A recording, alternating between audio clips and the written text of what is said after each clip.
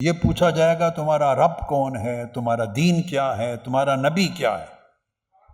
تو جو ایمان رکھنے والے لوگ ہیں، جو ایمان پر قائم تھے، جن کی زندگی میں سب سے قیمتی متاع ایمان تھا، اور جنہوں نے ایمان کا حق ادا کیا، ایمان کے لیے جیے، ایمان کو پریکٹس کیا، ایمان پر عمل کیا، شب و روز ایمان کے نور سے زندگیاں منور اور روشن کی،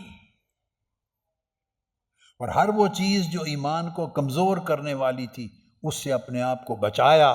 جو ایمان کو محفوظ کر کے چلے ان کو اللہ توفیق دے گا، وہ جواب دیں گے کہ ہمارا رب ہمارا اللہ ہے، ہمارا دین اسلام ہے، اور ہمارے نبی محمد رسول اللہ صلی اللہ علیہ وآلہ وسلم۔ یہ سمجھ گئے؟ یہ حدیث مسند امام احمد بن حنبل، ابو داؤد اور مختلف الفاظ کے ساتھ سنن ترمذی اور نچلی کتابوں میں آئی ہے، جس میں 3 سوال ہیں۔